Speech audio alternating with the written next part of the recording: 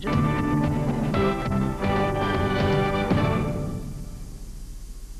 Number 93, Doug Gilmour, in his 15th year.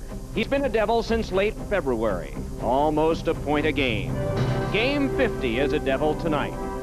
Before that, almost 6 years as a Maple Leaf. Unforgettable years. A familiar face in the jersey of New Jersey returns to grand old Maple Leaf Gardens in Toronto next.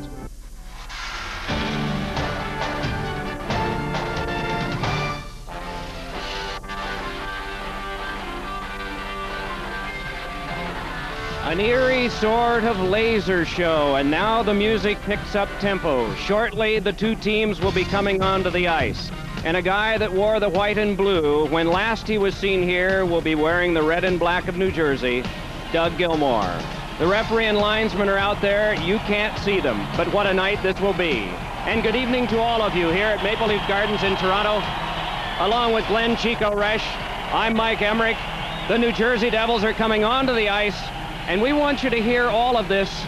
In addition, the contrast from when the first Devil comes out to when the favorite Devil of most of these people do.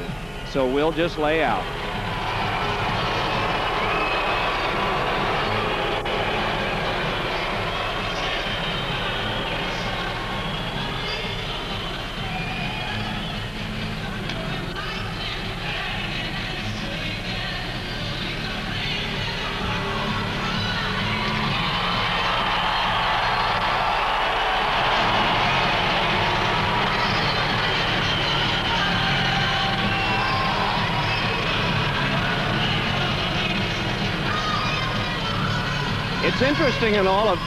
It's interesting in all of this that with the arena darkened, I think a number of the people here at Maple Leaf Gardens did not even notice Doug being the last guy out, as we could see and you could see at home. So it's very interesting that that this did not produce the reaction, at least initially, that we really thought it would. Part of it was because the lights weren't up. Matter of fact, I think all of it was because the lights weren't up, Chico. I think we haven't seen this ovation yet. You know, at the end of the last 3 home games for the Leafs, the fans have stood and given the team a standing ovation. Tonight, at the beginning of the game, you're going to hear a standing ovation for an ex-Leaf, Dougie Gilmour. I'm just trying to hear what the public address announcer is saying. He was just introducing, I believe, the Toronto Maple Leaf lineups. We don't know yet whether Jacques Lemaire is going to start Doug Gilmour. We are getting a signal now that that is not the case, that he won't start at least at the outset of the game.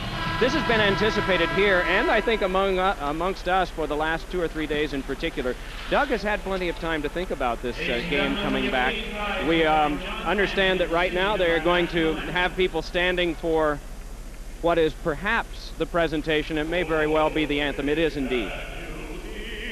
By the dawn's early light, what so proudly we hailed at the twilight's last gleaming, whose broad stripes and bright stars through the perilous fight o'er the ramparts we watched were so gallantly streaming, and the rocket's red glare, the bombs bursting in air, gave proof through the night that our flag was still there. Oh, say does that star-spangled banner yet wave o'er the land of the free and the home of the brave. The voice of John Fanning with the Star-Spangled Banner, and now, O Canada. O Canada, our home and native land, true patriot love in all thy sons command. With glowing hearts we see thee rise, the true North strong and free. From far and wide, O Canada, we stand on guard for thee. God keep our land glorious and free. Oh, Canada, we stand on guard for thee. Oh, Canada, we stand on guard for thee.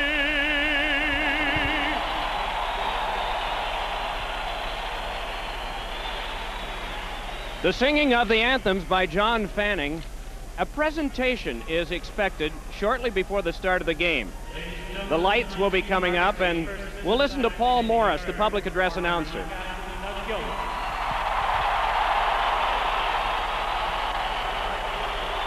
Now they can see him. Now they're on their feet.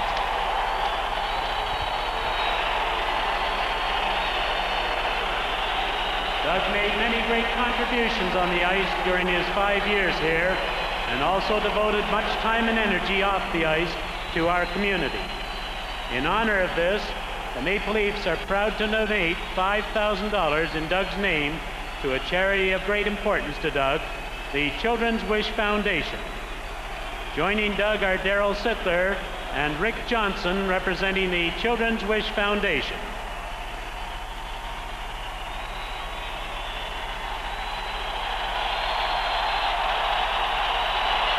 The Toronto Maple Leaf Hockey Club thanks Doug for all he has done within the Toronto community.